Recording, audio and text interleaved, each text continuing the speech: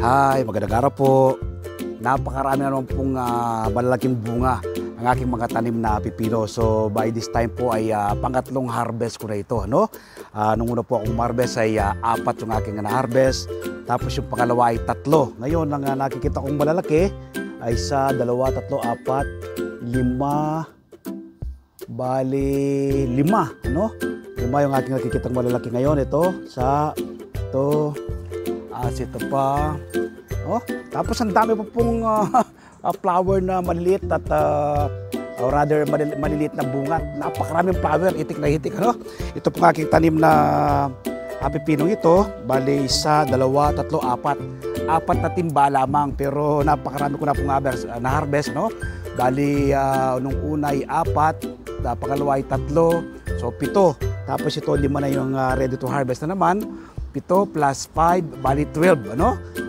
Tapos napakarami pang maliliit na bunga at full pack pa yung kanyang mga flower. So matagal ko pa itong aanihin. Tingnan po natin. So yan po, yan. Ready to harvest na po yan, no? Tapos ito, ready to harvest na rin po yan. Yan, ready to harvest na po yan. Tapos tingnan nyo po yung mga maliliit na bunga pa. Ayan ang mga maliliit na bunga. Yan, tingnan nyo po. Ito po may mga supot-supot na ganito ay ano po yan, maliit na bunga po yan. Ayan, mga maliit na bunga, yan. Ito, ready to harvest na ito. Yan, ready to harvest na yan. Yan, harvest na rin po yun. Tingnan niyo po yung mga flower dito, napakarami, grabe. Ayan yung flower, oh. Ay, grabe po yung mga flower. Tingnan niyo po yung mga flower, oh. Full pack po, ano. Sipag po, kakatuwa naman po itong ating mga tanim na pipino. Nako, grabe po dito. Tingnan niyo po yung mga flower niya, oh. Palpak talaga, oh. Kakatuwa, oh. Ayan, tingnan niyo po yung mga flower, oh. Grabe, dami. Talaga naman.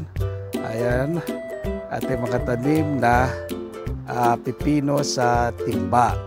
So, ayan po yung timba ng ating pinagtamnan na pipino. Ayan. Ayan, fly bakagat, oh. Ayan, oh. So, sipag magbunga ng ating mga tanim na pipino. Ayan. Doon sa mga unang video ko, itong ating mga tanim na pipino, na nagtatanong kung saan po pwedeng makabili ng seeds ng pipino. Ano? Pwede po kayong makabili ng seeds ng pipino sa SM Supermarket, meron po, ano? Kaya po sa Ace Hardware o kaya po sa Shopwise o sa mga plant nursery, ano? Ang pipino po, napakadali naman pong alagaan at patubuin.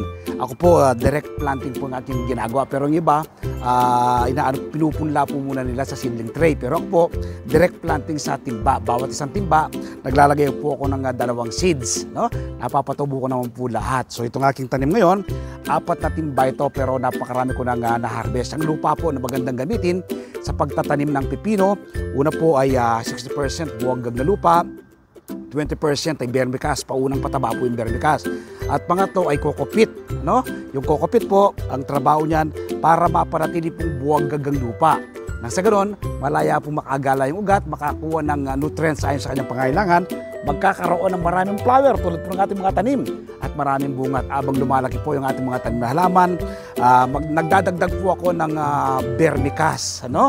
Ang vermicast po isang natural at organic na pataba. Mula po yan sa dumi ng bulate na African Nightcrawler. Isa po sa number 1 po yan sa magandang natural na fertilizer sa ating mga tanim na halaman. So magtanim din po kayo ng pipino. So ngayon ay harvest ako, ano, ng aking tanim na bunga ng ating mga tanim na pipino. Harvestin ko yung bali 5 yung pwede kong ma-harvest, 1, 2, 3, 4, 5. 5 yung kasalukuyang malalaki na pwede kong i-harvest ngayon. Okay, gamit itong cutter na ito, harvestin ko. Ito po, isa sa laki nito po nito. Ito po ito. Laki. Makikita nyo po yung aking mga tanim na pipino, no? Yung pong daon sa ilalim, tinatanggal ko na yan para mag-concentrate po yung nutrients sa bunga at sa bandang ibabaw na bahagi niya, no? Lahat po ng kanyang daon sa ibaba ay aking tinatanggal. Ito rin po, ito po, tinanggal ko na po lahat yan. Kinalbo ko na, no? Harvest ko na po ngayon ito. Yan. Yun, laki. Ang laki nito, oh. Yan po. Yan.